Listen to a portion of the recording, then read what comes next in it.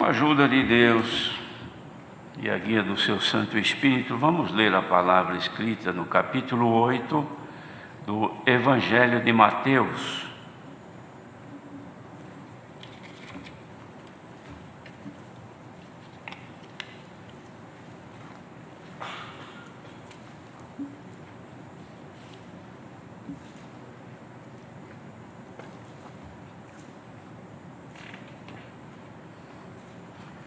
Iniciaremos a partir do versículo 18.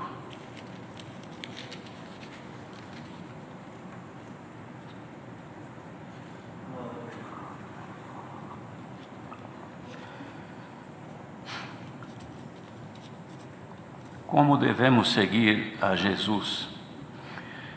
E Jesus, vendo em torno de si uma grande multidão, ordenou que passassem para a banda de além. E, aproximando-se dele um escriba, disse-lhe: Mestre, aonde quer que fores, eu te seguirei. E disse Jesus: As raposas têm covis, e as aves do céu têm ninhos, mas o Filho do Homem não tem onde reclinar a cabeça. E outro de seus discípulos lhe disse: Senhor, permite-me que primeiramente vá sepultar meu pai. Jesus, porém, disse-lhe: Segue-me e deixa aos mortos sepultar os seus mortos. E entrando ele no barco, seus discípulos o seguiram. E eis que no mar se levantou uma tempestade tão grande que o barco era coberto pelas ondas. Ele, porém, estava dormindo. E os seus discípulos, aproximando-se, o despertaram, dizendo: Senhor, salva-nos que perecemos. E ele disse-lhes: Por que temeis, homens de pouca fé? Então, levantando-se, repreendeu os ventos e o mar, e seguiu-se uma grande bonança. E aqueles homens se maravilharam, dizendo: Que homem é este, que até os ventos e o mar lhe obedecem? E tendo chegado a outra banda, à província dos Gergesenos, saíram-lhe ao encontro 2 endemoniados, vindos dos sepulcros. Tão ferozes eram que ninguém podia passar por aquele caminho. E eis que clamaram, dizendo: Que temos nós contigo, Jesus, Filho de Deus? Vieste aqui atormentar-nos antes de tempo? E andava pastando distante deles uma grande manada de porcos. E os demônios rogaram-lhe, dizendo: Se nos expulsas, permite-nos que entremos naquela manada de porcos. E ele lhes disse: Ide. E saindo eles, se introduziram na manada dos porcos, e eis que toda aquela manada de porcos se precipitou no mar por um despenhadeiro, e morreram nas águas. Os porqueiros fugiram, e chegando à cidade, divulgaram tudo o que acontecera aos endemoniados. E eis que toda aquela cidade saiu ao encontro de Jesus, e vendo-o, rogaram-lhe que se retirasse dos seus termos. Amém.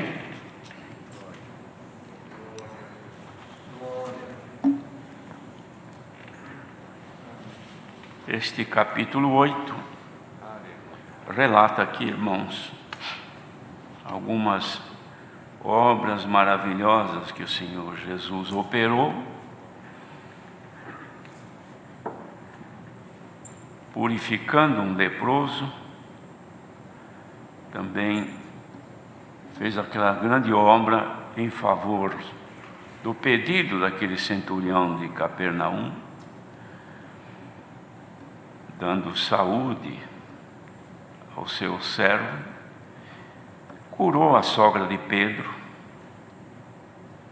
E estes milagres que o Senhor fez, irmãos, despertava nas pessoas que o seguiam um grande interesse em estarem juntas, vendo o Senhor operar aquilo, por curiosidade e uma alegria também sentiam de ver o Senhor fazendo aquelas obras. Mas o Senhor Jesus, ele vendo que tinha uma grande quantidade de pessoas em volta dele, então ele chamou os discípulos e ordenou-os que passassem para a outra banda do lago. E aconteceu que nesse momento chegou ali um escriba, conhecedor da lei, zeloso da lei, e falou para o Senhor: mestre, aonde quer que fores, eu te seguirei. Aqui se vê, irmãos, que a força da emoção que sentia esse escriba fez com que ele falasse desta maneira com o Senhor, dessa empolgação de querer segui-lo, por haver visto tudo aquilo que o Senhor tinha operado. Talvez pensasse até que o Senhor fosse se alegrar com a sua proposta, tecer algum elogio, talvez, ficar feliz de ver que agora um escriba também se propõe a segui-lo. Mas o Senhor não escondeu, irmãos, a realidade da sua missão. Como de fato em momento algum o Senhor deixou de fazer menção da realidade da salvação que ele propunha pelo seu Evangelho. Nunca ocultou. E agora foi o momento oportuno de falar àquele homem, escriba.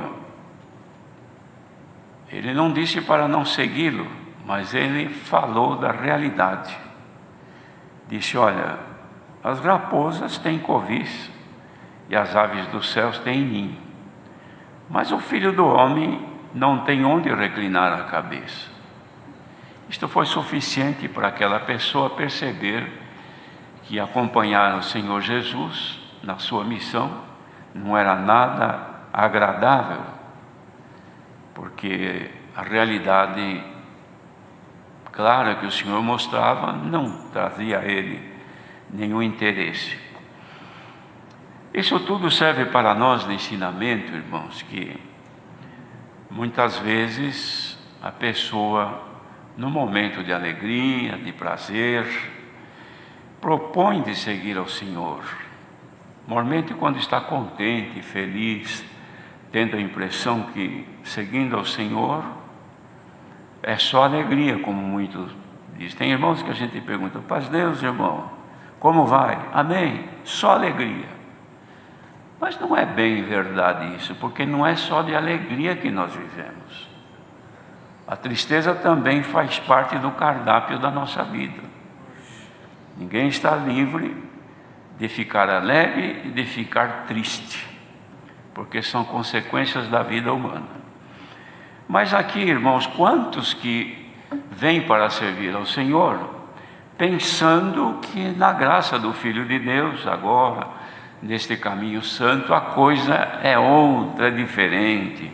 Porque olha na Irmandade, vai num santo culto, vê o povo que sai contente, glorificando a Deus, e a pessoa olhando tudo aquilo, pensa numa realidade dos olhos carnais. Mas deve saber, irmãos, que servir ao Senhor, nós temos também que enfrentar os momentos difíceis da nossa vida. E um exemplo clássico aconteceu aqui, que quando um dos discípulos disse assim para o Senhor: Senhor, eu quero te seguir, mas deixa eu primeiramente sepultar meu pai. Ele faleceu, eu quero ir lá no enterro dele. O Senhor Jesus disse assim: segue-me e deixa os mortos sepultar os seus mortos. Então seguir ao Senhor, irmãos, é superior, muito maior do que qualquer ato da nossa vida, porque nós vamos seguir para uma outra vida que é a eterna. Não é seguir ao Senhor para esta vida terrena, para o bem-estar desta vida terrena, é seguir ao Senhor para aquela vida eterna que nós temos prometido, que o Senhor nos prometeu, se nós formos fiéis. Então, os irmãos vejam que seguir ao Senhor não é fácil. pediu que queria primeiro cuidar dos seus interesses. O outro queria seguir ao Senhor sem saber do resultado ou das lutas que iria encontrar. Mas aqueles que seguiram o Senhor, os discípulos, entraram no barco e seguiram, remando. Era um barco, não era pequeno, porque eles eram em 13 com o Senhor, 12 discípulos e mais o Senhor. Talvez todos estivessem aqui. De modo que, chegando num certo momento, irmãos, o mar se embraveceu, que podemos crer que tudo isto fazia parte do projeto de Deus. Porque se eles fossem atravessar tudo pacificamente, como em mar calmo, sem nenhum temor, tudo correndo bem, o Senhor Jesus estava dormindo, podiam dizer, deixa ele dormir, porque ele acordado ou ele dormindo é a mesma coisa, porque tudo estava bem. Mas quando o vento bateu, as ondas se levantaram e a tempestade era forte, aí que eles perceberam que o Senhor Jesus estava dormindo e que precisava despertá-lo. Irmãos, que exemplo maravilhoso é esse para todos nós. Imagine se o Senhor não estivesse no barco. É claro que o Senhor iria os guardar, mas a segurança da viagem deles estava na presença do Senhor Jesus com eles. Sirva este de exemplo a nós, irmãos, a nós que fomos chamados, porque diz assim, o apóstolo Paulo escreveu, aos que dantes conheceu. Dantes quando? Antes da nossa existência. A estes predestinou, aos que predestinou, a estes chamou, que é o nosso caso, fomos chamados, como aqui foram chamados estes outros discípulos aqui, para seguir o Senhor. E aos que chamou, a estes justificou, e aos que justificou, a estes glorificou, que é para nós sermos conforme a imagem de Cristo, o Filho de Deus. De modo, irmãos, que fomos chamados para uma viagem, para atravessar este mundo que é como se fora um mar, que nem sempre este mar é calmo.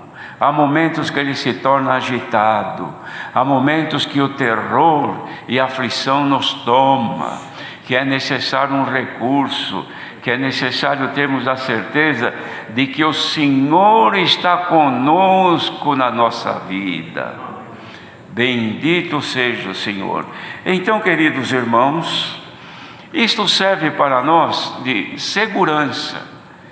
Nesta graça, ninguém caminha sem o Senhor, porque disse Jesus, sem mim nada podeis fazer. Sem o Senhor nós não podemos caminhar, sem Ele nós andamos errados, porque nós não conhecemos o caminho. De modo que precisamos ter certeza de que Jesus habita em nós. Uma vez com esta certeza, quando a situação em nossa vida espiritual ela mudar e a paz desaparecer e nós ficarmos em aflição, lembremos, irmãos, que o Senhor em nossa vida pacificará aquilo que nos estiver atormentando.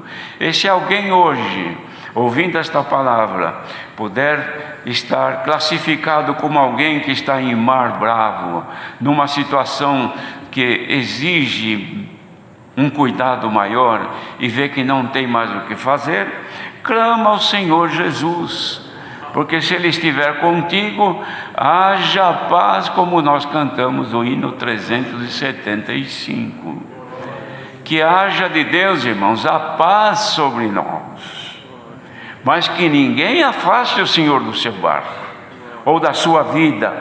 Nós não estamos navegando, materialmente falando, mas estamos sim na nossa vida, navegando sim, que ninguém sabe, o ano está acabando, mas irmãos, ninguém sabe o dia de amanhã. De repente precisamos clamar, Senhor, salva-nos que perecemos. Então está aqui a palavra desta noite, prevenindo-nos que quem tem consigo o Senhor e não o afasta da sua vida, este terá sempre o socorro presente. Os irmãos, vejam a diferença, irmãos. Olha que coisa impressionante. O Senhor Jesus, chegando lá, depois quando eles atravessaram o lago, chegou lá no território dos Gergesenos, havia lá 2 homens endemoniados, terríveis, perigosos, que habitavam num cemitério, ninguém podia passar por lá. E quando o Senhor Jesus desceu do barco, se vê que eles andaram um pedaço ali, os endemoniados foram agitados pelos adversários que habitavam naqueles 2 corpos. E o que eles fizeram? Conheceram que era o Senhor e gritaram: Jesus, Filho de Deus, vieste atormentar-nos antes de tempo? É claro, irmãos, que os espíritos das trevas sabem que eles vão ser atormentados no tormento do fogo eterno, porque já é, irmãos, juízo de Deus, já são julgados e condenados, e eles sabem disso. Mas eles estão, enquanto este tempo não chega, estão por este mundo, irmãos, perambulando, e aqueles que eles encontram oportunidade, eles fazem do corpo da pessoa, irmãos, um templo e passam a habitar ali, e a pessoa fica sujeita aos domínios daqueles maus espíritos, como se vê no mundo hoje. Então tem aqueles espíritos imundos que levam a pessoa a estar numa situação de calamidade e tal, que ninguém quer ficar perto. Mas tem outros que tomam as pessoas, que a pessoa parece muito bem, bonita, uma pessoa carinhosa, uma pessoa, enfim, que nós nunca podemos imaginar, mas pode também estar, irmãos, possessa ou dominada pelos espíritos das trevas. Mas quando Jesus se aproximou, eles gritaram, porque viram que era o Filho de Deus. E o Senhor mandou eles se calarem e saírem. Mas eles temiam o Senhor, o Filho de Deus. Então precisaram pedir ordem: se nos expulsas, permite-nos que entremos nesta manada de porcos. Eram cerca de 2.000 porcos que estavam pastando por ali. E o Senhor, sem dar muita conversa com eles, somente disse: ide. E eles foram e cumpriram o mal que eles sempre tinham a fazer. Tomaram aqueles animais e se precipitaram no mar, e todos morreram afogados. Irmãos, que grande obra, que maravilha é essa, que homem é esse? Os discípulos haviam visto agora há pouco ele falar com o mar. Quem que jamais teve esse poder? E mandar o mar ficar quieto, mandar o vento se calar, e obedeceram. Mas agora ver os espíritos malignos, que não vamos dizer o nome, tomando aquelas pessoas, subjugando-as, e o Senhor Jesus nem precisou chegar perto, de longe eles gritaram, e o Senhor ordenou, e eles obedeceram. Era o Filho de Deus que estava com eles no barco. E será que este Filho de Deus em espírito está na nossa vida também, queridos irmãos?